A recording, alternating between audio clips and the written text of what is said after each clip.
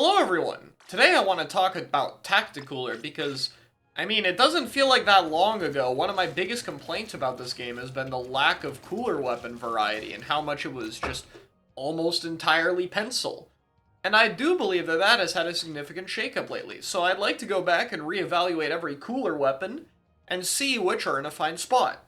So let's start with the subject that usually gets critiqued a bit. Pencil. Pencil might not need a nerf anymore. Like, genuinely. It is still the most common cooler weapon at the time, but that bias will tend to be there for options that have been at the top for a while. I think the hitbox changes have resulted in a nerf to this more than the one-shot charges due to the fact that this weapon needs to hit multiple consecutive shots, giving more time for people to react and go into squid form to utilize time to dodge it. In addition to that, other cooler weapons getting significant buffs has allowed there to be much more options when it comes to comps to be able to deal with pencil ones. Before, it was really awkward to slot cooler in another weapon slot, but now it is much easier to do so. Therefore, it's honestly a lot easier to justify not running pencil than prior.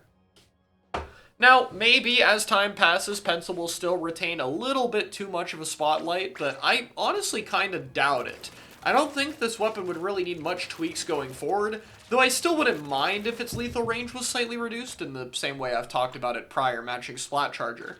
But if I'm being honest right now, I'm no longer sure this weapon really needs any nerfs going forward. Let's talk about another weapon that I think probably doesn't need changes, and that's NZAP. NZAP has been one of the most common cooler weapons prior as an alternative for pencil. And while it's definitely dropped as no longer being the main alternate anymore, it's still totally solid. Zap hasn't gotten any major results recently, however, since leader comps have mostly switched to running Try, and bow comps have been running Dapple Dualies, and I'll talk about those in a minute. But I think Zap is probably okay. I think it's suffering in the same way a lot of short-range shooters right now are suffering, which is the new additions to the meta, such as Tri-Slosher and Blaster, have meant that there are a lot more counters capable of blowing this weapon up, as well as mid-range supports being more powerful with options like Vacuum 96 or Forge.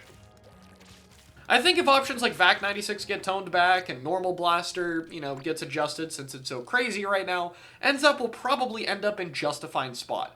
Though maybe the increased competition could be a genuine problem with it, but the only buff that I think would be fair to this weapon would be making it from 200 to 190p for Tacticooler, so its output could compensate. But I'd really be worried that that might be too much output for it at the same time. That said, given how many options there are to kill weapons like this, I feel like it'd probably be fair. At the moment, I would say nothing needs to be done, but I wouldn't be surprised if down the line, Zap does end up needing to be just slightly cheaper. Red Dapple Dualies is up next. Dapples have been consistently buffed, and even before 11.0's hitbox buffs to it, Dapple has been finding a niche as a cooler option mainly for bow teams, but in general has also been thriving on short-range maps for some time.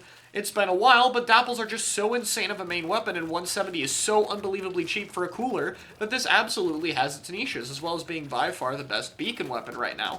I don't know if it would work necessarily well with E-Leader comps, but in terms of Rapid Blaster or either bow, it seems to be a pretty big staple at this point that I wouldn't be surprised if it stays good. In addition to that, Dapple would absolutely benefit if any sword buffs ended up happening, so there's also potential for this weapon to get even stronger that isn't far-fetched when it comes to patches. Basically what I'm trying to say is Red Dapple is probably fine right now and has solidified itself as a staple cooler option. And wow, it is funny to think about that Tri-Slosher literally did just need 10 points for special, and that's about it. Tri-Slosher feels honestly fairly balanced right now. It is pretty good and is seeing use with both Tri-Slosher and E-Leader, but for the most part doesn't seem like it's overtuned in any way. I can't really name anything that feels ridiculous with this weapon. Fizzy Bomb Pain feels fairly toned down, the gear dependency is pretty good, and while it's good at fighting in close range, the range disadvantage and somewhat limited mobility of this weapon does make it feel like it has its ample drawbacks.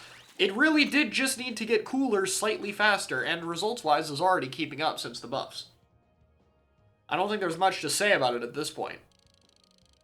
So, these four weapons are absolute staples. They're proven to work right now, and they've been getting plenty of results, so I don't think there's too much we can argue about them, or these 5 weapons, excuse me. Dynamo is where we start to get a little bit more iffy. Dynamo's best result right now is second place at an Area Cup, which is still pretty good given the weapon's only been buffed for a little over a month at this point.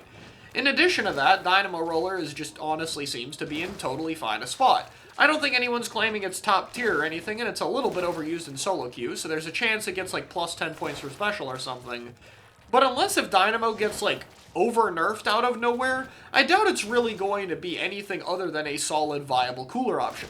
That said, I also don't really see any routes to buff it either. I feel like that's incredibly risky at this point. Dynamo will probably stay in about the same balance spot. And this balance spot, to me, is the same opinion that I've seen before. While I think it will be incredibly rare to be used, as it does require a weapon specialist for sure, I do think that Dynamo's probably good enough to win an Area Cup, and generally good enough to be seen in a competitive use case. So even if it's less common than the other options, I think Dynamo fills out a slot here. Next, let's talk about Rapid Blaster. This weapon used to debatably also be in just fine a spot. But since the most recent nerfs have targeted its ink efficiency, which does reduce the amount of overall paint uptime and ability to paint while using its bomb, and the weapon is already incredibly gear dependent, this Rapid Pro no longer seems like the one you really want to be picking over the Whale one or possibly even the Vacuum one going forward. This is the first one where I think there needs to be genuine adjustments to it, and it's pretty simple. The points for special should go down to 190. It's the thing we've been asking for forever. Though honestly, it might even need to be 180 with how this weapon has been adjusted with the ink efficiency nerfs. That said, 190 might be enough, and 180 should definitely do it. So I see a pretty easy path for Rapid Pro being one of these main staple cooler options, and I think it would be great to have more competition in the anchor role specifically. Another arguably okay one would be the Edit Splatling, as Edit Splatling used to be one of the main cooler weapons we tended to see. However, I think this is one where we might need to start seeing some buffs to it to some extent. Mainly just the fact that other Splatlings are starting to give it more competition than ever before. Not as a solid niche, Mini is very good, and now Heavy just got buffed. In addition to that, even before some of these buffs, Edit was kind of a rarity. Honestly, I think the buff for this just has to be its overall charge time. This should still be incredibly slow, but 120 frames is... I mean, it's a lot. Like, even Heavy Splatlings is like 72 frames. Hydra's is the only slower one at 150, and Hydra should not be compared to as a good standard. I'm overall fine with that its balance, as while I think it's incredibly fast, its low damage combo numbers and requirement on a full charge in order to get this insane painting power gives it a lot of nice numbers that it's balanced around that I think makes it feel more fair and have its painting require a good bit more depth to it compared to other Splatlings. In other words, I think Heavy Edit Splatling would be an excellent addition to the meta, so I think just giving it again, a little bit more speed with the whole charge time decrease would just help out enough for it to be seeing some usage. Or at least it really surprised me if that isn't enough. Not one that I see being very difficult to fix.